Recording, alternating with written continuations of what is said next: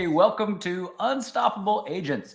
You know what? This is the show that real estate agents come to learn how to build their business, build their wealth, and build a lifetime of impact and significance. So I'm your host, Brian White. I am a real estate agent, broker, team leader, and just all around great guy. Kidding. In Dallas. Having a little fun today. And I'm excited because this show, I interview the best in the business, the top 2 to 3% of agents at EXP Realty. These are folks that won the prestigious Icon Award. It's the highest award that EXP has to offer. So I'm excited today because I get a chance to interview and hang out with Robert McClure. So Robert, thanks for joining me today. I appreciate it. Yes, sir. Thanks for having me here. Yes, Robert, I guess let's start with congratulations because you earned the highest achievement, the highest award that EXP has to offer. Congratulations for Thank you. that and everything that goes along with it. Yes, absolutely. Looking forward to it and excited to get to Vegas next week. Yeah, so Vegas is gonna be a lot of fun. So I love this, Robert. So as I talked to you just before and just initially, man, you've been with EXP for a year and a half. Already got your first Icon Award. You're going to all the things, going to the conferences. So you've really plugged in.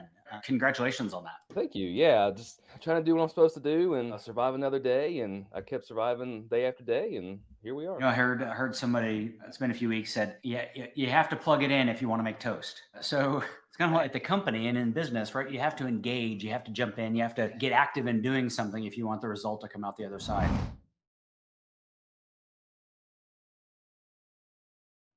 I learned before the show that, man, you've only been in real estate for a year and a half. So tell me, talk to me about your real estate journey. What caused you to get into this crazy business?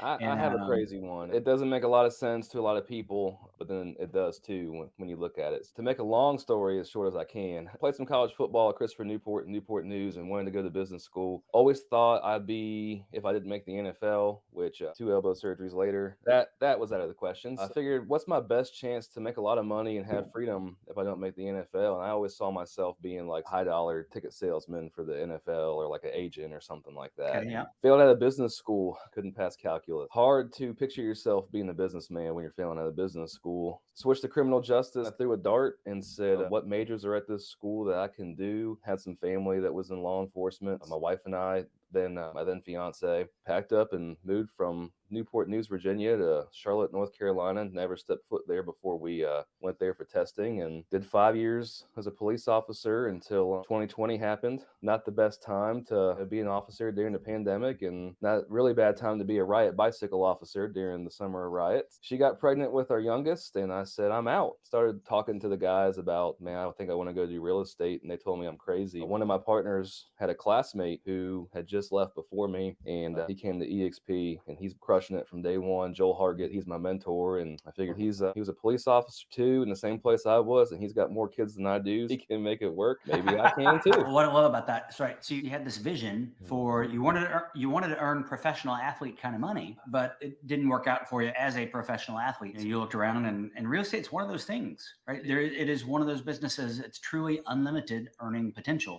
Yes. And you get out of it what you put into it, the effort, the intelligence, the service. It sounds like clearly you're already seeing some success.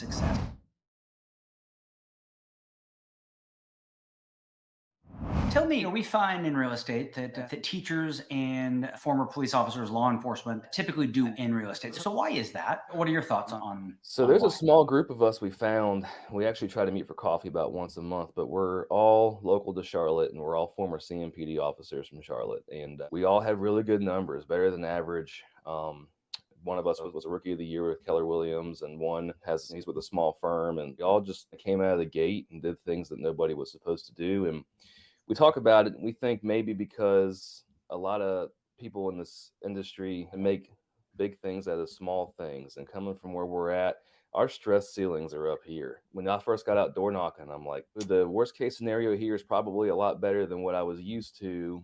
And you're used to going out in that structure and working your tail off every single day, and you have all this energy as that personality type and know where to put it.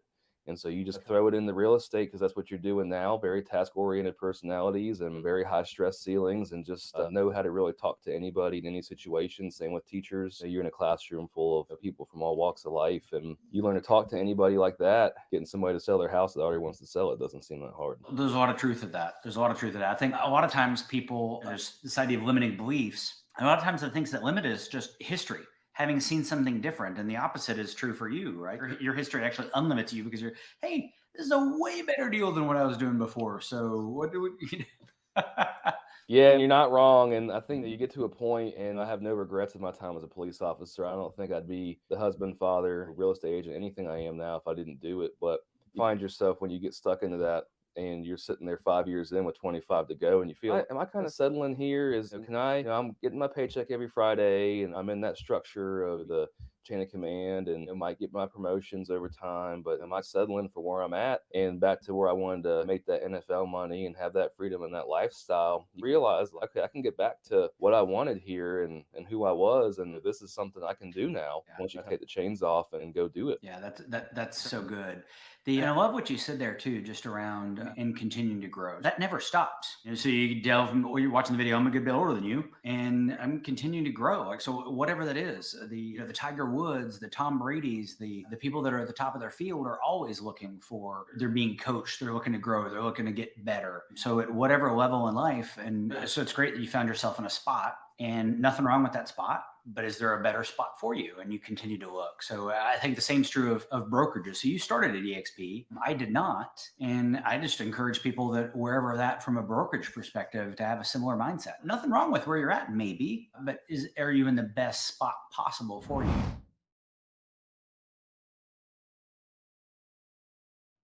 So tell me about your start with EXP. Like why'd you choose EXP when you got started? So maybe you had a buddy. Tell me about Yeah, that. I get that question a lot, and my answer is terrible. I would have been anywhere he was. When I was coming out of policing, my wife was a stay-at-home. We had our second daughter on the way, and mortgage and car payments and debt and all the things that are normal for that 9 to 5 lifestyle. And I thought, hey, I'm gonna find a brokerage that guarantees you a salary. Like someplace they'll pay me like 60 grand if I don't hit my numbers. And you quickly realize that doesn't exist. So I'm like, hey, Joel, where are you at? No, I'm at EXP.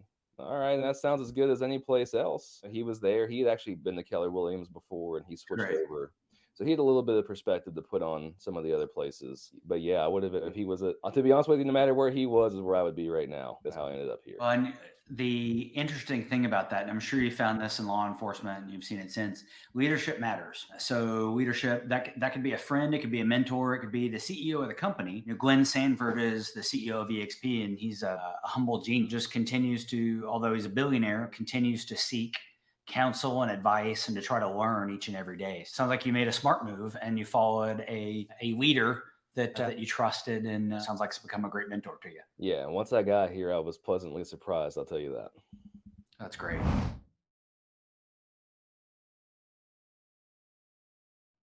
You did get started quickly. You mentioned door knocking. So, what does your business look like? Like, how do you lead generate?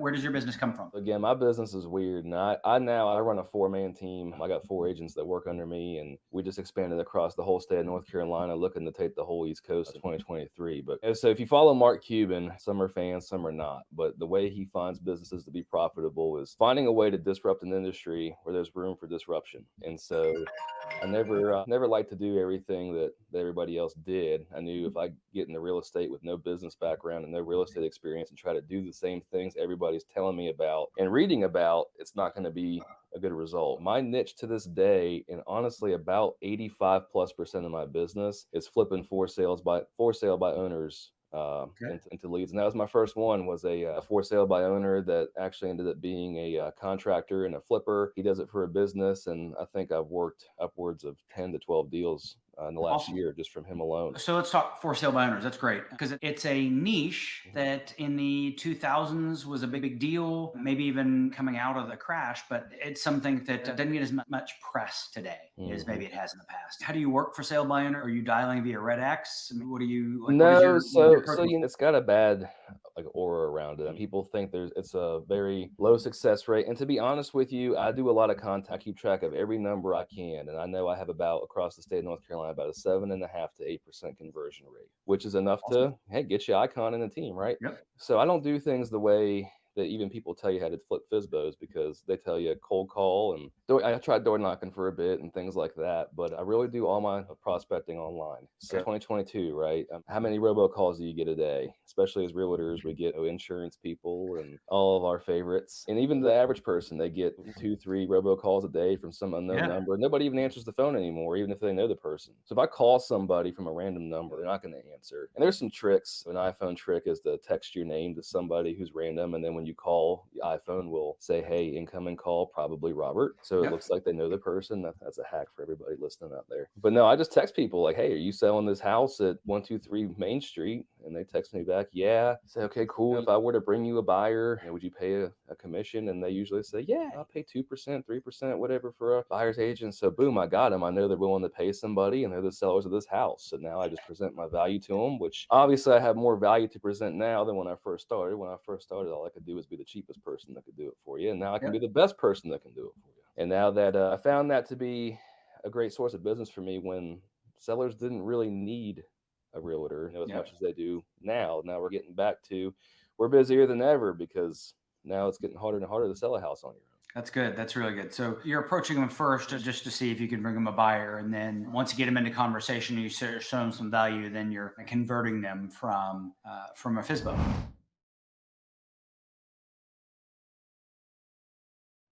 And how often are you able to convert them into a buyer on their next deal? So for sale by owners are going somewhere, they're moving for a reason. Have you had success on that end as well? So Charlotte is unique in that a lot of owners that we run into, and I couldn't give you the number on this, but a lot of the owners we deal with that are for sale by owner, they don't live in these homes. They're rental Mhm. properties or they're investment properties. Yep. The other markets we're getting into, they're a little more owner oriented. Asheville market, Raleigh, the coast. But there's times that we do the buy sell. But the big thing for us is then these people who are homeowners, whether they're investment properties or they're living there, they're plugged into the community, Yeah. and the referrals we get off of them, they one good knock it out of the park, they give you a 5 star on Google, they're going to go tell 2, 3, 4 people about you, Yep. and those 4 people turn into 12, turn into 30, 50, 100 and beyond. That's great.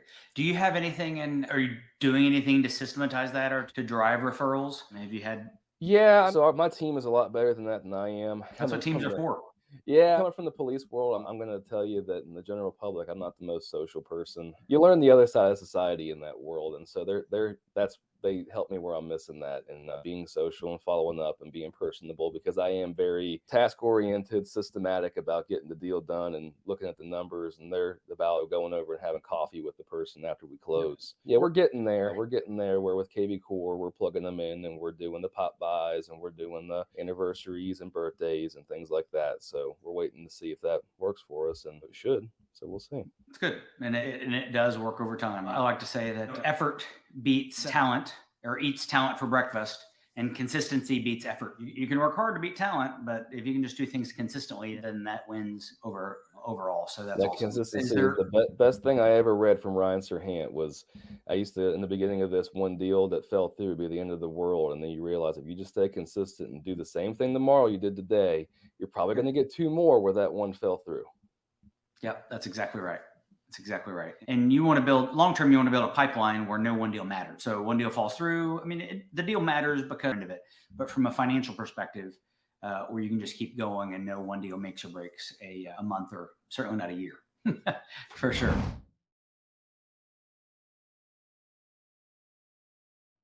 What advice would you give? Would you give new agents? So there's a new agent starting out right now. What would you tell them? So we've learned, and with my team too, this is so important. You got to be all in. I know there's part-time agents out there that do Mhm. okay, but you look at these numbers, and the average realtor across the country, it makes less than $30,000 and sells less than 3 homes a year. So if you want this to be your job, it has to be your job. And I didn't really know what to think of it when I got into it, because especially at EXP, there's no, you go to the office and 9 to 5, 9 to 10, you're doing this, and 10 to 11, you're doing that. And I was okay with that coming from policing, because nobody tells you, hey, from 9 to 10, you're going to go patrol this neighborhood, and then that Yeah. neighborhood, you're doing your thing and on your own, very self-driven. With the average person, especially, and really anybody getting into this, you have to be all in to see results. There's at least to see the results you want to. Totally true. Right on. That's good. All right, Robert. I appreciate you. Thank you for joining me today, and congratulations on your success. That's Absolutely. super impressive right out of the gate to hit icon, and I'm sure you're already well on your way to bigger and better things. So Yeah, we're working on icon number 2 right now, already capped for the year, and hoping that every year I'm in this thing, I'm in Vegas hanging out, and the team knows I hit it again. They're all coming with me next year. So we're just trying to sweet. grow and get better tomorrow than we were today.